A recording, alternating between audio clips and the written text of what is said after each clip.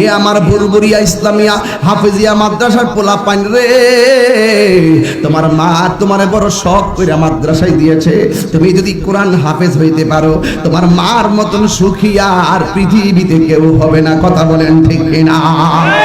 মায়ের দোয়া থাকলে জিরো থেকে বান্দা হিরো হইয়া যায়, মার বদদোয়া থাকলে জীবন ধ্বংস হইয়া যায়। সন্তান এ জাদুমণি রে, তোর বাপটা মাটা তোমার শত্রু না। আজকে তোমার কিডনিটা চলে গেলে সারা বাংলাদেশ খুঁজা দেখবা, কিডনি পাইতা না। যদি কিডনির প্রয়োজন হয়, ভাই তোমার কিডনি দিবে না, বোন তোমার কিডনি দিবে না, স্ত্রী তোমার কিডনি দিবে না। কিন্তু মায়ের কাছে একটা বার বইলা দেখো, মা দুঃখিনী নিজের কিডনিটা সন্তানের জন্য দিয়ে দিবে। কথা বলেন। এই মারে কষ্ট দিয়া পীরের কাছে মুরিদ হইয়া গরু লইয়া গেলে কোনো লাভ হবে না রে। মা বাবার মনে কষ্ট দিয়া তাহিরির কাছে মুরিদ হইয়া আব্বা আব্বা করলে লাভ হইব না। খবরদার, মা বাবা বড় আপনজন। এই জন্য মা দুঃখীর ব্যাপারে আল্লাহ বলছেন, ও হান্নান আলা ওয়াহনিন, কষ্টের পর কষ্ট করে আমার মা দুঃখিনী। যখন ভূমিষ্ঠ হওয়ার সময় হয়, পাশের বাড়ির মহিলাটাই খানে আইনা কয়, বোন গো আমার পেটটা ব্যথা করে। বোন ঘরের দরজাটা লাগাইয়া দেয়, জানালা গুলা লাগাইয়া দেয়। ঘন্টার পর অন্ধকার ঘরের ভিতরে সন্তান প্রসবের ছুটতে নেমে যায়। আর ঘন্টার পর ঘন্টা সন্তান ভিতরের দিকে বের হয় না। একটা লাথি মারে, কিন্তু সন্তান ভিতরের দিকে যখন আসতে চায়, মার এত কষ্ট হয়, মার এত কষ্ট হয়। এই দুঃখের কথা কাউরে মা কইলা কোনোদিন কয় নাই। আব্বু ও যুবক, এখানে প্রত্যেকটা মানুষ মার পেটের মধ্যে ছিলাম। বাপটা বাড়িটা বাইন্দা গেছে, এখন কবরে শুইয়া গেছে। বাপটা জমিনটা দিয়া গেছে, ফসল ফলায় খাইতাছ, মাগনা মাগনা খাইতাছ। একখানি ক্ষেত তো কিনবার তৌফিক এখনো হইছে না। বাপটা ক্ষেত জুড়াইয়া গেছে, গড়টা বাইন্দা গেছে। এই বাপটা চলে গেলে বুঝবেন বাপটা কেমন জিনিস। আমার বাবা চলে গেছে, আমি জানি বাবা হারা ব্যথা কত। বাপটা ফুতের জন্য কি না করছে। রাতের বেলা ঘুমাই না, কোমরে ব্যথা লইয়া ঘুমাইতে পারে না, হাঁটু লইয়া আগের মতন রুকু দিতে পারে না, সেজদা দিতে পারে না। কোমরে ব্যথা করে, হাঁটু ব্যথা করে, পাগুলা চিকন চিকন হইয়া যাইতেছে। আর সন্তান তোমার বউ লইয়া, সন্তান লইয়া ঢাকা শহর ঘুমাইতেছ।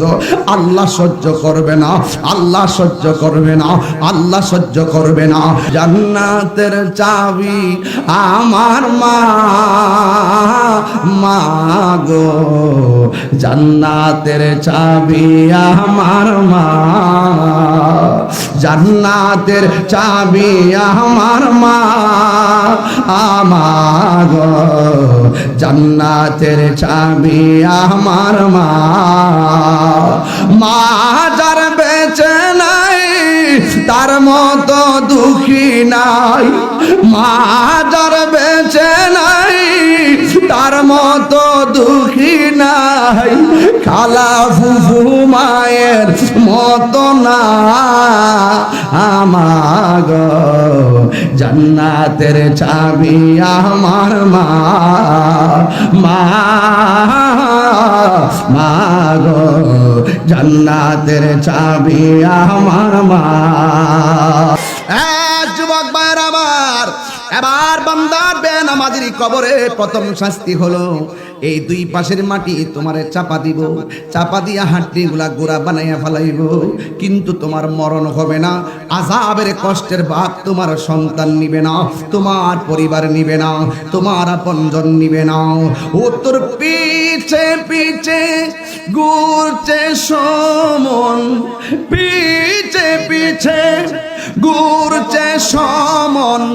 কোন দিন জানি তোর হবে সমন জারি। দেখ না মন ঝাঁক মারিয়ে দুনিয়াদারি। ভাই বন্ধু আর আপন জনা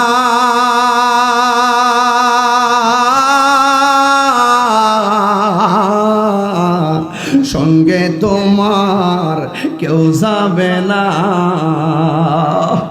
ভাই এই গজলটা যদি রাতে 2টার পরে গাইতাম মানুষ গইরে গইরে কান্ত আর পাগল হয়ে যাইত।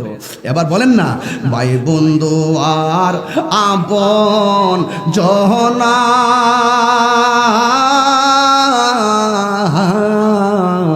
সঙ্গে তোমার কেউ যাবে না, ও তুমি আইসো একা যাইবা একা, আইসো একা কার সঙ্গে তোমার কেউ যাবে না, দেখ না মন ঝাঁক মারিয়ে দুনিয়াদারি, ও তোর পিছে পিছে ঘুরছে সমন, পিছে পিছে ঘুরছে সমন, কোন দিন জানি তোর হবে সমন জারি।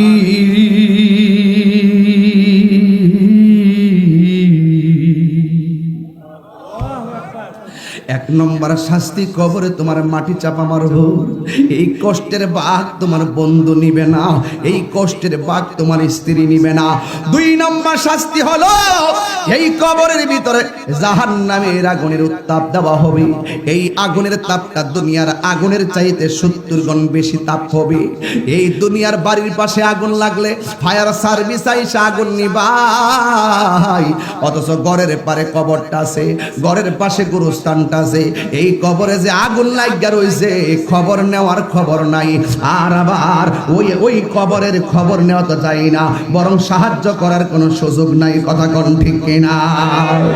এই জন্য আমার যুবক ভাইরা 3 নম্বর শাস্তি হলো কবরের ভিতরে আমার আল্লাহ একটা সর্প দিয়া দিবে, যেই সাপটা হলো 450 কিলোমিটার লম্বা, তোমার নাভির মধ্যে সুবুল দিয়া বডিটার আলাদা কইরা 70 গজ মাটির নিচে ঢুকাইয়া দিব। একমাত্র বেনামাজি হইলে সাপ বিচ্ছু তোমারে কামড়াইব, বেনামাজি হইয়া কবরে গেলে তোমারে ওই কবরের মধ্যে আগুন লাগাই দেওয়া হবে। বেনামাজি হইয়া কবরে গেলে কবরের ভিতরে মাটি চাপা দিয়ে তোমার নাস্তা নাবুদ করে ফেলা হবে। এই জন্য যুবক ভাইয়েরা আমার ওই ইবাদতের দরকার আছে না নাই? ওই ইবাদতের পর আমার আল্লাহর একটা শব্দ লাগাই দিছে, ওয়া বিল ওয়ালিদাইনি ইহসানা। আল্লাহর ইবাদতের পরে আমার আল্লাহ এমন একটা শব্দ লাগাই দিছি, তোমরা মা বাবার সঙ্গে ভালো আচরণ করো, তোমরা মা বাবার সঙ্গে ভালো ব্যবহার করো, তোমরা মা বাবার সঙ্গে খারাপ ব্যবহার করো না। ওয়ালা তানহারহুমা, মা বাবারে দমক দিয়ে কথা বলো না। ওয়া কুল্লাহুমা কওলান কারীমা, মা বাবার সঙ্গে সম্মানজনক ব্যবহার করো। আবার আল্লাহরে প্রশ্ন করি, আল্লাহ কই দিন পর্যন্ত মা বাবার সঙ্গে আমরা ভালো ব্যবহার করব? আমার আল্লাহ বলে দিয়েছেন, ইম্মায়া বলগান্না ইনদাকাল কিবারা আহাদুহুমা আও কিলাহুমা, মা বাবা 2 জন কিংবা 1 জন যদি বুড়াও হয়ে যায় মা বাবার সঙ্গে ভালো ব্যবহার করতে হবে। ওয়াকফিজ লাহুমা জানাহা যুল্লি মিনার রাহমা, মা বাবার সঙ্গে চাদর বিছে, মমতার চাদর বিছে কথা বলো, ধমক দিয়া মা বাপরে কথা বলিও না।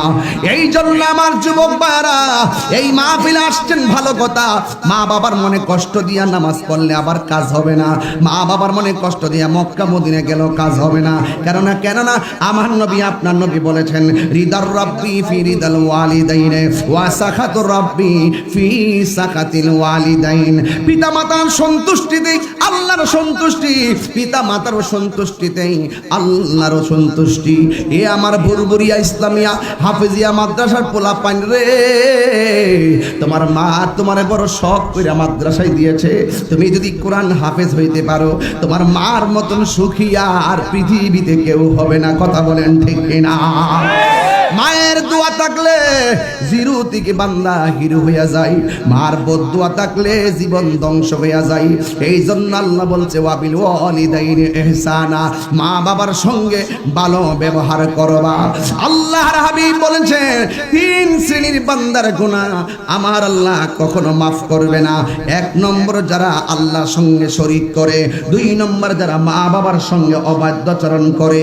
এই জন্য বুড়বুড়িয়ার বাবারা ওই মা বাবার সঙ্গে ভালো আচরণ আমরা করতে চাই কি চাই না? বন্ধু আমার নবী, আপনার নবী রাহমাতুল লিল আলামিন বলেছেন, মা বাবা তোমার জান্নাত, মা বাবা তোমার জাহান্নাম। মা বাবার সঙ্গে ভালো ব্যবহার করলে তুমি জান্নাতে যাইতে পারবা, মা বাবার সঙ্গে খারাপ ব্যবহার করলে তুমি জাহান্নামে যাইবা। মা বাবার পায়ের নিচে সন্তানের জান্নাত রয়েছে। একটা মা দুপুর বেলায় কথা বলতেছে, তার পাশে তিনজন মহিলা বসে আছে। হঠাৎ কইরা মার চোখ দিয়ে তোর ধর করে পানি পড়তেছে। তিনটা মহিলা ডাক দিয়া কয়, তুমি কথা বলতেছো, হঠাৎ করে কেন চোখের পানি ফালাইয়া ফালাইয়া কাঁদতেছো? মা ডাক দিকে, তোমরা কি জানো না আমি 8 মাসের অন্তঃসত্ত্বা, 8 মাস হয়েছে আমার পেটের মধ্যে সন্তান আছে।